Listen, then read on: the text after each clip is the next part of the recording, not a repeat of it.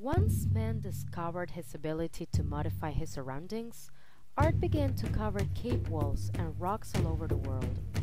Cavemen painted pictures of animals, battles, and themselves. These drawings were one of the earliest forms of human communication. Graffiti is the plural of graffito, which means scratching in Italian. It can be anything from simple scratch marks to writings in pen to large wall murals with paint. Graffiti was slow to evolve during its first several thousand years.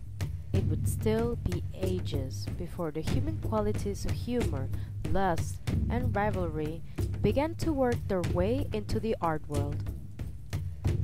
An example of Asian graffiti can be found in the city of Pompeii, Italy, which suffered a catastrophic volcano eruption in 79 AD. Archaeologists have found hundreds of graffiti carved in homes, public buildings, and the city's walls. This graffiti included friendly greetings, declarations of love, political commentary, poetry, and jokes, carved by both the city's elite and its regular folks.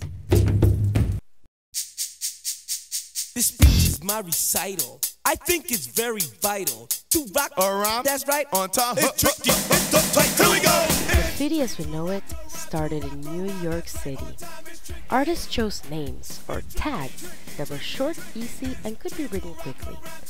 Many early taggers chose names that represented what part of the city they came from, like Taki 183 from 183rd Street in Manhattan. He is credited as being the first tagger in the city. Taki was a foot messenger, and being a subway rider, he put his name along the trains and streets during his travels across the city. Graffiti became mainstream in 1971 when a New York Times article exposed the growing number of people who, like Taki, chose to mark their territory with names.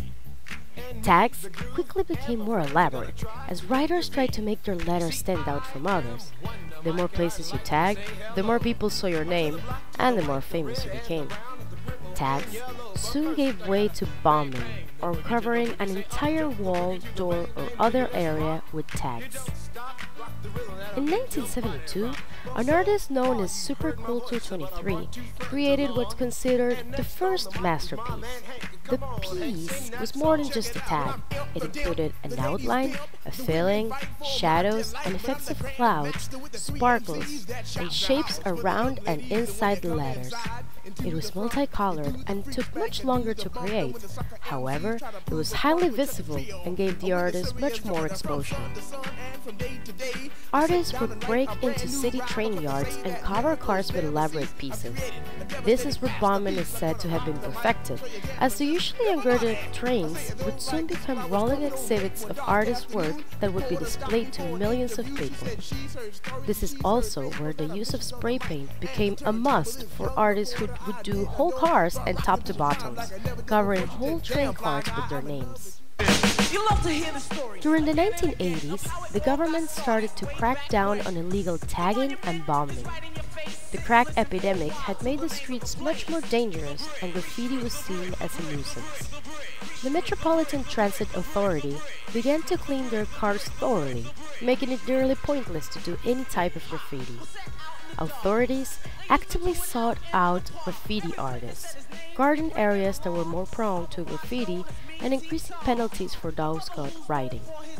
Many graffiti artists, however, chose to take the changes as a challenge rather than a reason to stop.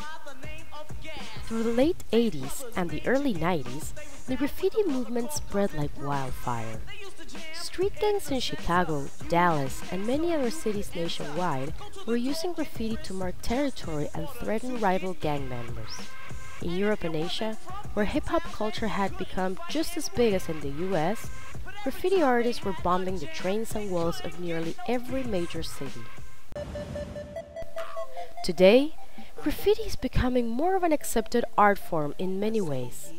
While stronger laws and more effective cleaning methods have made it harder than ever to get up these days, underground scenes still flourish around the world. Graffiti is on display in the Brooklyn Museum of Art, and legal murals can be found in many inner-city neighborhoods. Graffiti is so much more than legal tagging. graffiti has become an important part of pop culture and a well-respected form of art.